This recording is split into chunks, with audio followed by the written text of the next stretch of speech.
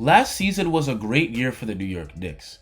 Nearly every major sports outlet projected the Knicks to once again be in the basement. ESPN had the Knicks winning just 22 games before the year started, while the Knicks nearly doubled that win total, finishing the year with 41 wins and getting the 4th seed in the East. Julius Randle had an MVP caliber regular season, and the Knicks saw nice leaps from young players on the team like RJ Barrett and Mitchell Robertson. The Knicks season ended on a sour note, ending up on the receiving end of a gentleman's sweep by the Atlanta Hawks in the first round of the playoffs. But that doesn't take away from a great season where the Knicks managed to break an 8-year playoff drought. But now that the Knicks have finally gotten that monkey off their back by making the playoffs, they need to get even better. At the minimum, the goal for next year should be not just making the playoffs, but also getting out of the first round. Once again, Leon Rose and the Knicks front office did an excellent job upgrading the roster while maintaining long-term flexibility.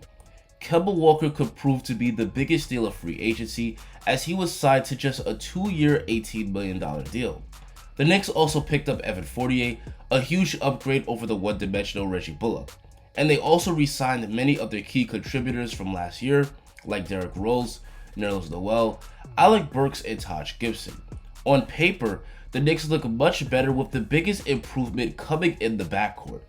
Kemba Walker and Evan Fournier will prove to be a huge upgrade over Elfrid Payton and Reggie Bullock. Unlike the Knicks' previous starting backcourt, Kemba and Evan, who already have chemistry from playing together last year in Boston, can both shoot the 3 ball at a high level and create offense for themselves and others off the dribble. They're going to make Julius Randle's job a lot easier because he will have less pressure to create for his teammates.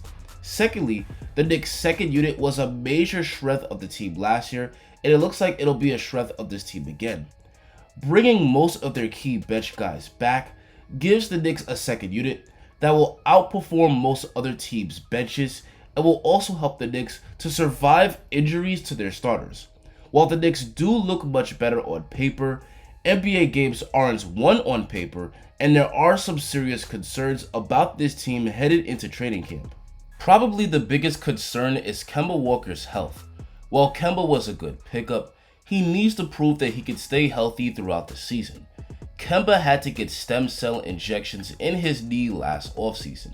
According to the New York Post, the injections likely means that the cartilage in Kemba's knee is wearing down, and this could be an issue that follows him throughout his career. Last year, Kemba only played in 43 games and looked like a shell of himself in his return to the court, but he did play a lot better as the year went on. Boston clearly believed that Kemba was damaged goods, which is why they dumped him on OKC once the offseason begun. Kemba did show last year that he could still play at an all-star level, but it's unlikely that he'll play a full 82-game season. In order for Kemba to stay healthy, he'll likely have to be heavily load managed. Fortunately, the Knicks are pretty deep at point guard, thanks to the presence of Derrick Rose and the recently drafted Miles McBride. The Knicks should still get good point guard production when Kemba has his nights off. My second biggest concern for the Knicks is Julius Randle. I'm not suggesting that last year was a fluke. Randle had an MVP caliber regular season and was worth every penny of the 4-year max extension he signed in the summer. But it needs to be mentioned that he was awful in last year's playoffs. In 5 games against Atlanta, Randle averaged 18 points per game on 29% shooting from the field and 33% shooting from 3.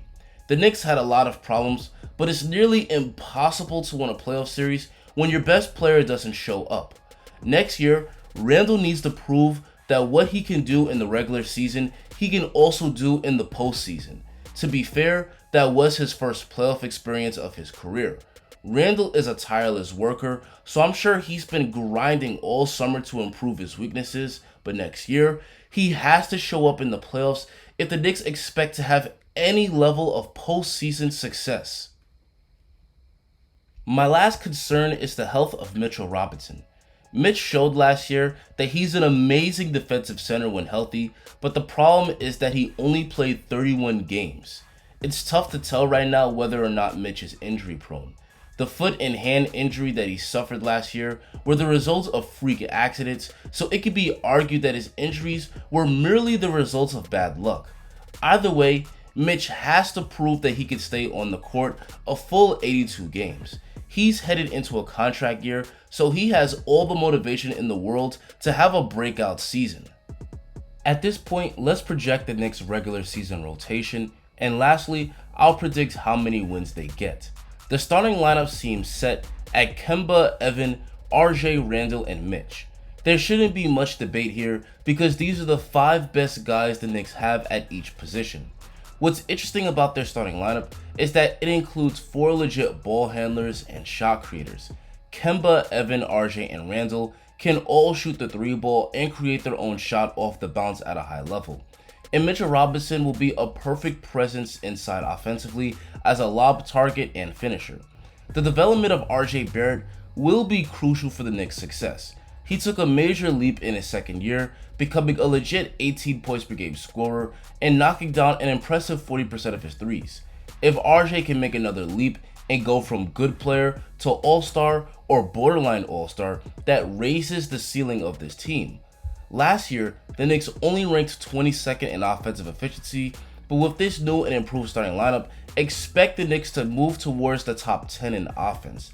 And while the Knicks did lose some defensive pieces, they should at least remain in the top 10 on defense thanks to Mitchell Robinson's elite rim protection, RJ's excellent perimeter defense, and Tom Thibodeau's amazing coaching. So that's the starting 5. The second unit should be Derrick Rose, Immanuel Quickley, Alec Burks, Obi Tophan, and Nerlens Noel. Rose, even in his age 33 season, can still explode by defenders and get to the rim for tough finishes. And he's got a nice mid-range game as well. He should be able to provide a solid 13 to 15 points per game off the bench. Quickley was a revelation last year. Despite being the 25th pick, he averaged 11 points per game and was all rookie team. We know that Quickley can really shoot the 3 ball and his float game is off the charts. But the key for Quickley is, can he show an expanded offensive game in year 2?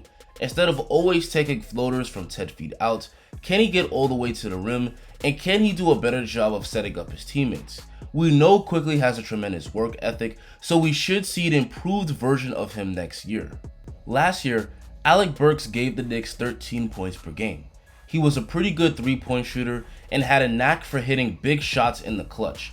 Alec Burks will continue to give the Knicks solid production off the bench. Obi Tophan is another young guy that the Knicks need to see some growth from. He only averaged 4 points and 11 minutes a game last year. Outside of dunking, there wasn't really anything that he did well.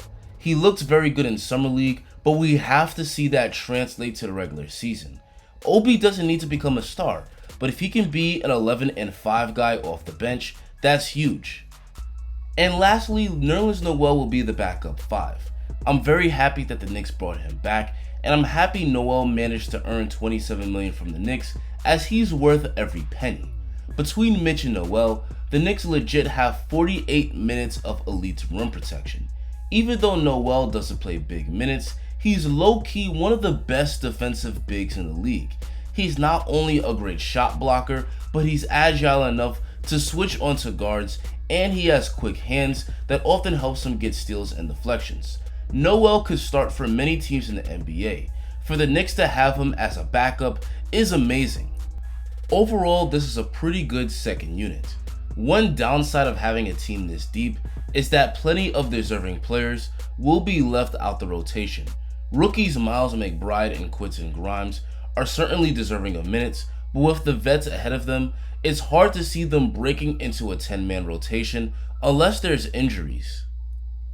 Kevin Knox looks like he'll be out the rotation again, and this will probably be his last year on the Knicks and probably in the NBA too. He just simply hasn't shown enough growth.